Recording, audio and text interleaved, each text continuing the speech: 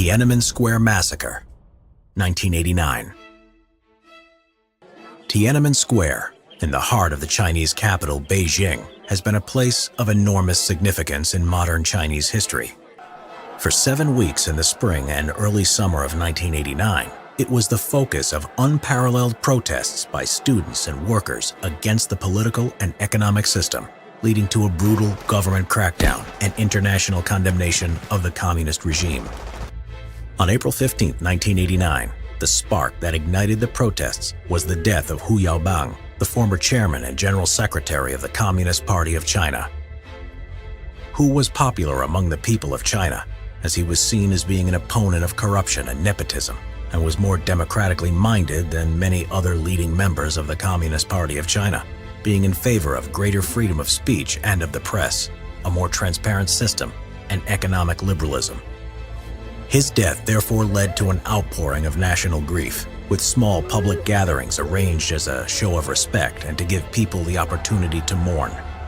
One of the largest of these gatherings was held at the Monument to the People's Heroes in the center of Tiananmen Square. Students began to join these gatherings in large numbers, seeing them as an opportunity to put pressure on the government to reform aspects of the political and economic system. On April 17th, a group of 500 students marched to the Great Hall of the People to hold a small, informal ceremony of remembrance for Hu Yaobang. The police, fearful that the marchers were intent on causing trouble, dispersed the group. This led to more students joining the gathering in Tiananmen Square, where their leaders produced the list of 7 demands, their suggestions on how China should be reformed. The following day, a group of students tried to take these demands to the Standing Committee of the Communist Party. They were prevented by a hastily formed police presence and left, frustrated at the lack of an official response.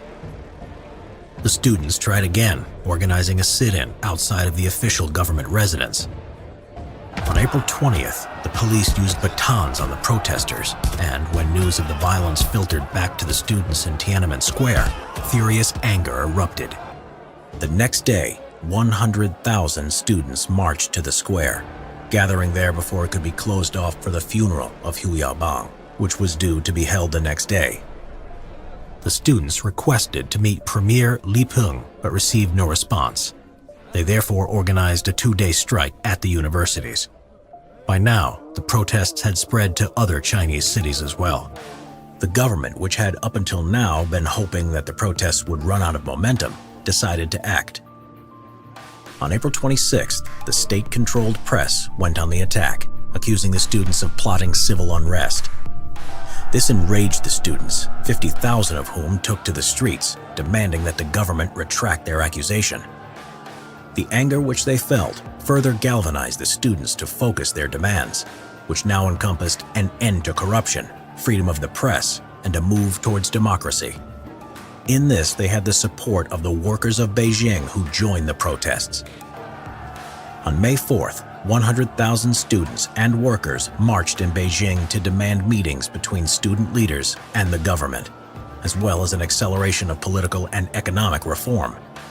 This was rejected by the government, which only agreed to talk to certain members of approved student organizations. The protesters decided to take advantage of the fact that the leader of the USSR, Mikhail Gorbachev, would be arriving in China on May 15th. His visit had generated a huge amount of international interest, meaning that large numbers of foreign journalists were present in China. The protesters knew that this gave them a unique opportunity to put pressure on the government, who would want to avoid negative publicity. Therefore, on May 13th, the protesters demanded that the government withdraw the accusations made in the press on April 26th. A significant number of protesters in Tiananmen Square also went on hunger strike, an act which won them the support of many ordinary people who saw the students as being willing to sacrifice themselves for the good of all Chinese people. On May 18th, Premier Li Peng and several of the student leaders met for a televised debate. However, rather than having a dialogue, the discussions were confrontational. By now, the government, led by Deng Xiaoping, was desperate to end the protests. On May 19th, General Secretary Zhao Ziyang, who was sympathetic to the demonstrations, went to Tiananmen Square. where he made a speech urging the students to end their hunger strike. He was unsuccessful, and a split now emerged among the leadership of the Communist Party. Zhao would then soon be dismissed from his position as General Secretary. Some more moderate figures wished to make concessions to appease the protesters and end the tension. Others, such as Li Peng, disagreed regarding the lengthy protests and the idea of being seen to give in as a threat to China's stability. The hardline members who were in control of the armed forces won the debate in support of the paramount leader, Deng Xiaoping, and on May 20th, martial law was declared in Beijing. The military were ordered into the city, but found their way blocked by a mass of protesters. In the face of such mass unrest, the army was ordered to withdraw on May 24th, and the demonstrations continued. During this time, the demonstrators built and rallied around the Goddess of Democracy, a 33-foot-high statue built from foam and papier-mâché. On the evening of June 3rd, the leaders of the Communist Party then decided to bring the protests to an end once and for all. They ordered the People's Liberation Army to move into Beijing.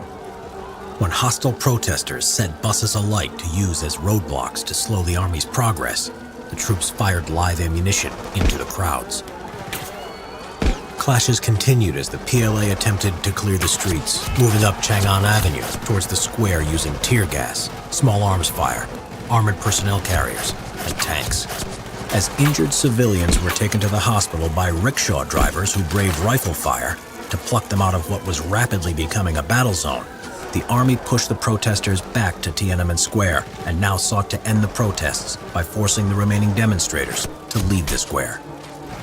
Soldiers fired their assault rifles into the crowd of protesters who remained as the APCs advanced towards the square, running over the crowd and barricades, crushing them. Protesters who attempted to take shelter from the assault in buses were hauled out and beaten, and students who tried to leave the square peacefully also came under attack. Soldiers were also attacked in turn by protesters with rocks and Molotov cocktails, or were simply dragged from their vehicles and beaten to death. Tanks arrived in the square between 4 and 5 a.m. on the morning of June 4th, and the square was completely cleared of protesters by 5:40 a.m. Despite the presence of a large number of foreign journalists in Beijing, this crackdown was difficult to capture on film, as the government had ordered foreign networks to stop broadcasting from the city as military action became more likely. Those that captured footage in the heart of the crackdown risked being attacked or killed themselves and rushed to smuggle it out for the world to see. One infamous piece of footage that was captured was the standoff between a sole protester, known as Tank Man, and a column of tanks returning to Tiananmen Square the next day, on June 5th, which immediately made headlines around the world.